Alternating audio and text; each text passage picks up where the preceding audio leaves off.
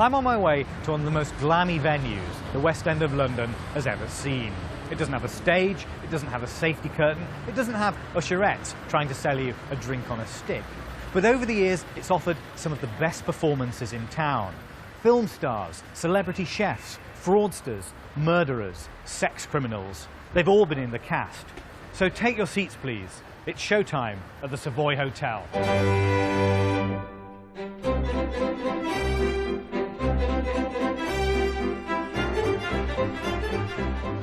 The Savoy is now such a venerable, heritagey institution that it's easy to forget how revolutionary the place once was.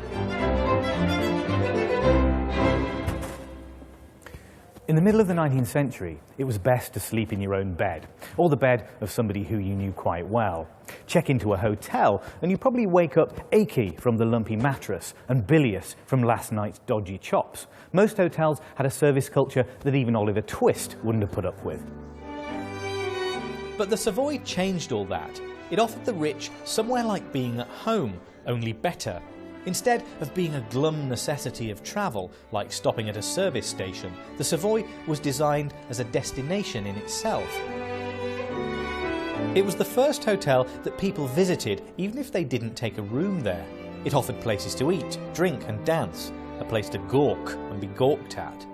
The Savoy was also the first hotel to be lit by electricity, the first to offer 24-hour room service, the first where all the rooms had hot and cold running water and the majority had bathrooms. It was created by Richard D'Oyly Carte, son of a Soho fiddle salesman, opera impresario and man with a cute taste in neckwear. With the financial help of his business partners William Gilbert and Arthur Sullivan, he had already built the Savoy Theatre, where Victorian England's favourite musical double act scored some of their greatest hits.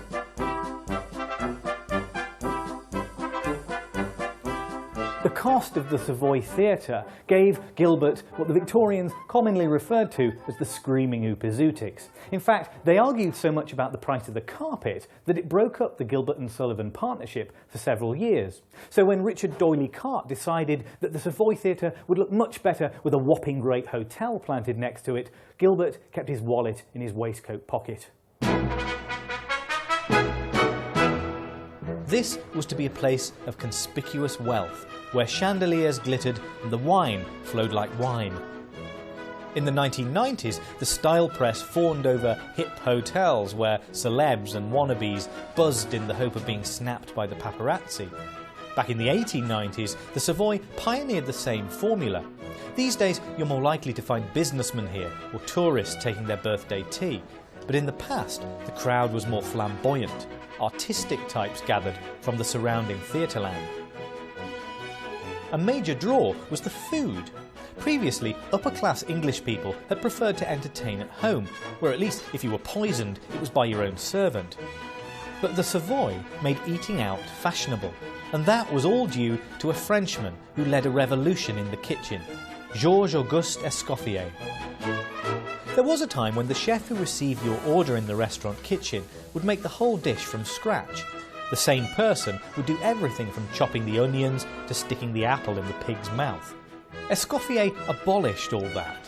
He called his team the Brigade de Cuisine, gave everyone a different role, and invented the modern restaurant production line.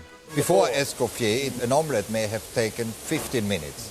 Now, the very same omelette of the very same quality, this is important, only took 5 minutes. And he achieved that by having the processes run parallel to each other. So somebody would prepare the potatoes, somebody would prepare the omelette, somebody would prepare a fine truffle sauce which goes on top.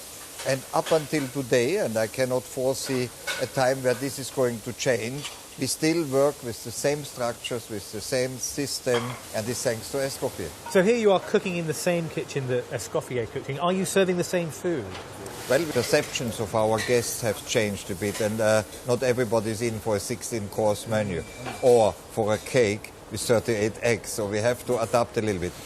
Like his august predecessor, Georg is from continental Europe. But in one key respect, he's different from Escoffier. He refused to learn English. He only spoke French. He said a good kitchen cannot be translated in English, which we have proven in the meantime is not true. And he also had a kind of a joke that he said, if I learn English, I will start to cook like that. Some of the hardware that the chefs use has survived from Escoffier's time. Savoy banquets are served from a hot plate that the master would recognise. So generations of Savoy chefs have sweated and wept in this room. It enables me to serve 500 meals in 8 minutes. Although it is, so I have been told, over 100 years old, it works perfectly. It's in perfect working condition. It's hard to imagine any modern piece of kitchen equipment lasting that long, isn't it? Not at all. I would reckon a modern piece of equipment has a durability of 10, maybe 15 years. As you come a little bit closer, you can feel the heat, which is generated by steam, by the way, to keep the food hot here, yes. But at the same time fresh. So this is a great feat of Victorian engineering. This is like the Flying Scotsman of the kitchen. Escoffier became one of the first celebrity chefs, well known for the bespoke dishes he whipped up for the royals and celebs who hung around his luxury dining trough. He flattered them shamelessly. For the Prince of Wales, he created nymphs' thighs, frogs' legs, swimming in a jelly of cream and moselle. Another dish was first served for a world-famous soprano in a swan carved out of ice.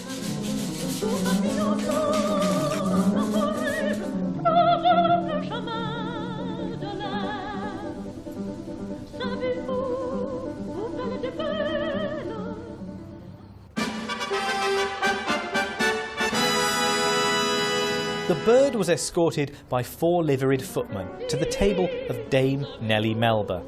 Escoffier had put peach Melba on the menu. The dame was as gobsmacked as I was, and given that the whole restaurant was applauding, she was hardly going to point out that it wasn't what she'd ordered. Escoffier went on to create Poire Melba and Fraise Melba. I'm sure he would have worked his way down to Kumquat Melba and Ugly Fruit Melba had it not all gone horribly wrong for him in 1898. Escoffier was great for the Savoy's reputation, but not for its shareholders. He might have been a culinary genius, but he was also as bent as a balloon whisk. In a single year, he took £8,000 worth of bribes from food suppliers. That's about 300 grand in today's money. It's a lot of peach Melba. Escoffier was fired in May 1898, though the affair was hushed up for decades, which was just as well, because 3 years earlier the Savoy had been named and named again in the most notorious sex scandal of the century. The trials of Oscar Wilde resulted in a public display of the playwright's dirty linen, and much of it was the Savoy's. Wilde complained that the Savoy's electric lighting was too harsh, and he couldn't see the point in hot running water. I mean, why bother to turn your own taps when you could just ring for somebody to pop in with a jug? But Wilde was mad keen on room service. When he and his lover Bosie Douglas stayed here for a month in 1893, they gorged themselves on fine food and champagne and telegraph boys. All the gory details emerged in the boys' testimonies at the trial. They talked of expensive wine and Vaseline. One of the Savoy's page boys is reported to have said, "Mr. Wilde is always kissing me, but he always tips me 2 and 6. The judge seemed more scandalised by the hotel's high prices. "Chicken and salad for 16 shillings is very high," he said. "I'm afraid I shall not be having supper there myself." The price he extracted from Oscar, however, was much higher. Wilde was hardly the only scandalous guest in the Savoy's history. In 1919, the body of the cabaret star Billy Carlton was found in one of the hotel's serviced apartments. Cocaine overdose was thought to be the cause, her film star boyfriend the supplier. 4 years later, an even more gruesome case was to come. One hot Monday lunchtime in July 1923, the restaurant band leader came up to the table of a female diner named Marguerite Farmy and asked her if she fancied a tune in her honour. "Thank you very much," she said, "but I'm afraid my husband is going to kill me in 24 hours, and I'm not very anxious for music." That night, in the middle of a thunderstorm, of course, a waiter heard gunshots coming from her room. But Madame Farmy's prediction was wrong. in one crucial detail. It was her husband, a wealthy Egyptian called Ali Kamel Fahmy Bey, who was found gargling his own blood on the floor of Suite 41. By his side, with her frock a messy write-off and a gun in her hand, was his beautiful wife. It happened up there, in a room that's no longer open to the public. Marguerite Fahmy claimed that she'd been treated by her husband in a manner that would have sent a harem catamite to an industrial tribunal, and she had the hemorrhoids to prove it. She'd converted to Islam when she married. The papers fantasised that this was a case of white slavery, that Marguerite Fahmy was a prisoner in her marriage and must have acted in self-defence. And yet, she also claimed that she'd shot her husband accidentally. 3 times. She claimed that she'd been shaking a gun in front of the window, that it had gone off, but that somehow the bullet had made its way back into the room and into her husband's neck. 2 more followed the same trajectory. Well, it could have happened to anybody, couldn't it? At least that's what the jury decided. They acquitted her. Just up the Strand from the hotel, a similar story has been titillating coach parties in recent years. And the Savoy didn't just have the murderous beauties, it had all that jazz too.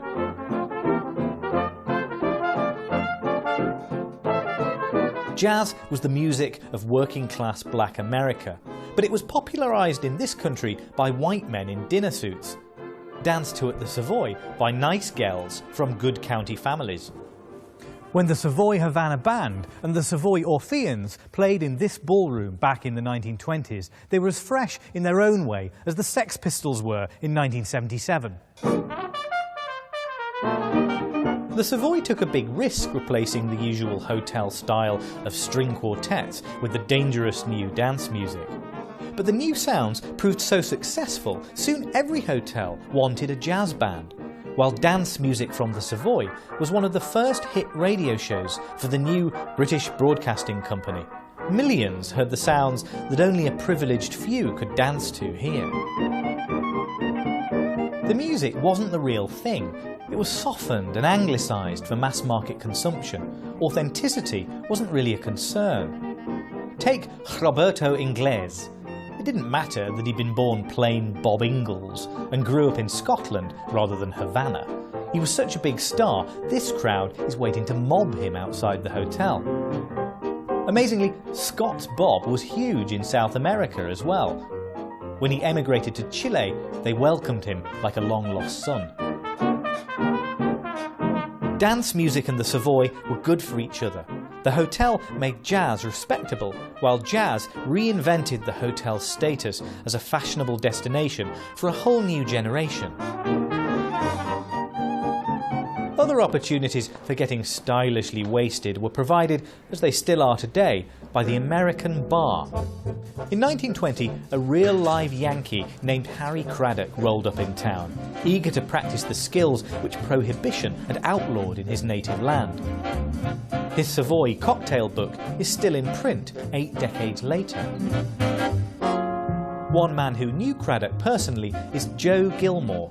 He eventually became the Savoy's head barman himself. Now retired, Joe started work in the Savoy aged 18 in 1940. I was just a boy then, of course. I used to serve Mr. Churchill quite a lot in those days. And General Eisenhower. White ladies are. Thank you. So who did you make this for then? In those days, I mean, the white lady is very, very popular. Lauren Hardy, and that was one of the drinks that they had. All right? Good, very good. This is a pussyfoot. That's pussyfoot. George Bernard Shaw used to have that because he didn't drink. Right. I think there's no alcohol in it, is I it? think in his young days he had enough, he said, in his young days, and so he didn't drink when I knew him. Frank Sinatra was a regular here, wasn't he? Yes, he was, yes. He used to like his dry martini cocktail. It was just a lemon on it, but not the lemon dropped in, just the zest over the top. You must have got through a lot of vodka. And vodka was never sold at all. I think it sold 1 bottle of vodka a year up until the middle of 1950s. Earl Flynn was the only one who had it in my days. He had it with red pepper on top and knocked it right back. Just to prove how hard he was. died young. He did, didn't he? Yes, yes, but looking rather old. Yeah.